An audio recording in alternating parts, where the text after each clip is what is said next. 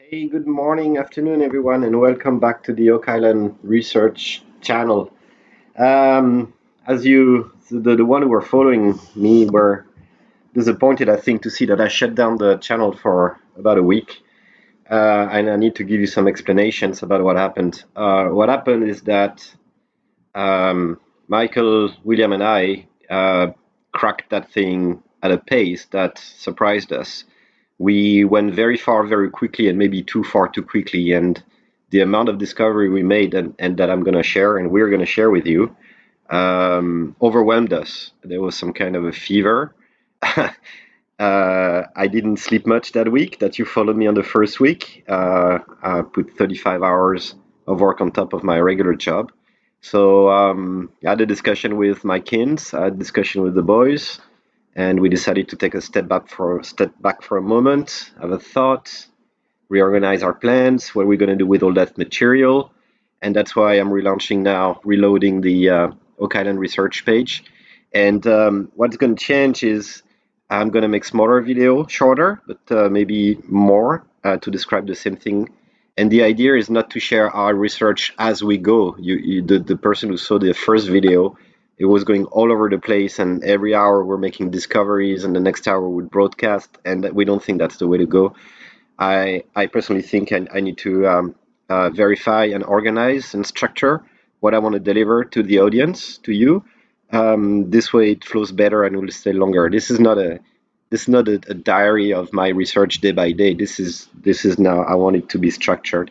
We also decided to keep our channels separated. We thought for a moment with dot to dot to merge our channels. We actually think we get more freedom, independence, and we can bounce back and forth. We talk to each other very often, so we still work as a team, definitely, but we decided to keep the pages separated. One thing I want also to introduce now in Oak Island Research is to make you research with me. So in many clips, I'm going to ask you for complementary research because I'm alone and I might not have some resources. I'm thinking genealogy and things like that. And if you follow this channel, it means you're interested, so you might want to contribute as well. So sometimes because I got a panel of exploration in several directions to organize, I might request some help. So I'll ask a question during the video, and then you can use the comment to help me move forward. Again, we're linked with dot to dot totally. We swap information, and when I've got doubts about my findings, he checks on the maps for me, and vice versa, and etc. So that works very well. And just to make an introduction to the videos to come, what are we talking about? Like, if you're on this channel, you probably know about Oak Island, but maybe you discovered this channel by chance. So just want to say we are going to explore as much as we can what supposedly are hoax documents. I'm gonna say they're hoax until I'm proven who wrote them, at what time, and for what purpose.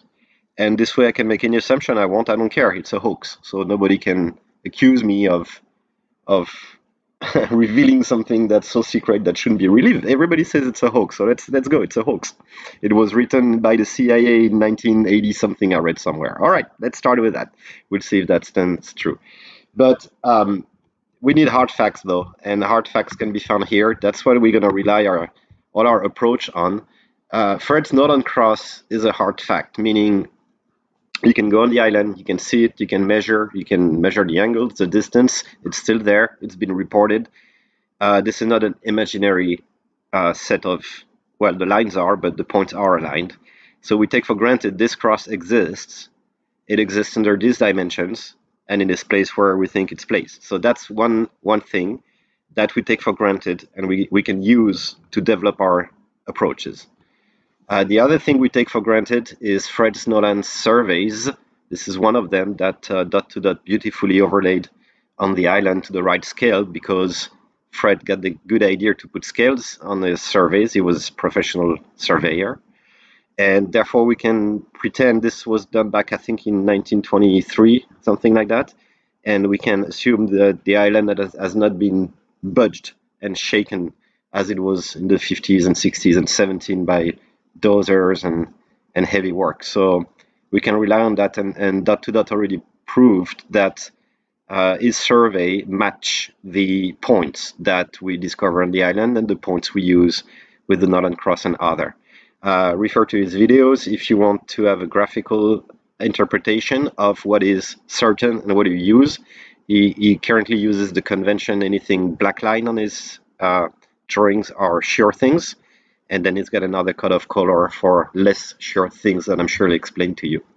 So these are the two pieces that we sure existed as surveys or points, and they are very important for research. The other documents, what we're going to analyze are documents that are pretendly hoaxes. Their story is told in the book I'm going to show later, and they came together as a single package. And we're going to see they got similarities. We're going to see that they have complementary uses. And William is making me see that the third map and the others reveal way deeper dimensions than they express first. And I spent a lot of time on La Rochefoucauld map, the one on the left, decoded a lot. There are several layers of coding I'm going to introduce you to.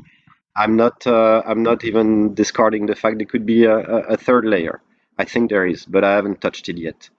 La Formule, and just one remark, the document we see usually is a plain document with just the map. When you take the original, a photo of what is supposed to be the original, it's presented 90 degrees to the right, and you get a text underneath that very scarcely shows.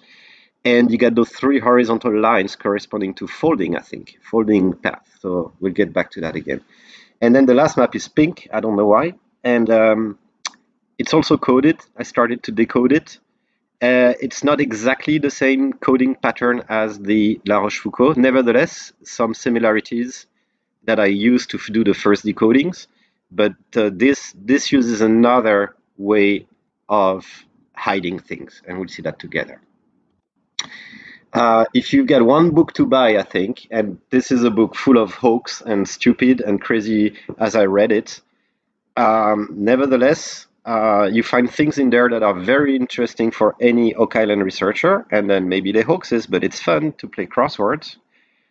This book comes in 2 editions, and I bought on Amazon for $39 one of the edition that came home in black and white. All the pictures are in black and white, and I was so disappointed. And I'm like, no, I know they're in color because I saw on Google some pages in color.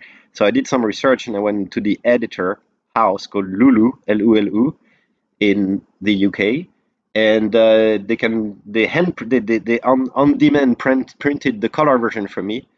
Bloody cost me $160. But what I found in there is worth $160. So you can start with the black and white copy if you want, cheap. And it tells the story of a voyage, a journey of Templars back in 1000, 1100. I'm only starting to read the book. That went on a journey all around the coast of the USA, of what is now the USA. And I'll get back to that because that ties to some stories about what is the Oak Island after all, and who did what when there. So that'll come for later episodes. But yeah, and those documents are, the author explains how they were found. And it's very interesting. They claim that at the moment they found them, they didn't know what Oak Island was. They were on another treasure hunt. And it's only when the show came up that they related they had enhanced documents that represented Oak Island. And Zina Halpen was working with Donald Roux at the time, but Donald spent most of his life on this trail. And the story says that Zina had 2 books at home. One day, Donald visited with Tim McGuinness, I think. I need to double check, and if anybody wants to double check that story, and that it was Tim involved. And they opened the back book of a page that was a bit too thick, and by tearing it apart, they saw there was 3 documents in there, and the 3 of them popped up. That's the legend. And then Zina and Donald were in disagreement, and I think Zina passed away 2 years ago, and sad story, but the documents are here. So we'll see what we do with them. And to follow me in my journey, you need 4 things. 5, actually. You need ruler, you need a degree, we call that rapporteur in French.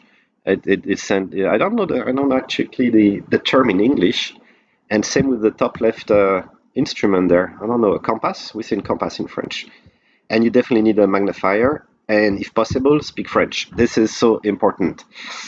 As I said in the video that I removed, you need a certain high degree of French literacy. Sorry, mastering the French sounds, syllables, meaning, second meaning, third meaning, fourth meaning of words to be able to decode, because the coder used that outrageously. He did. And we'll discover also that together. So thank you for watching. I said be short. I'm already 10 minutes. I can't do it.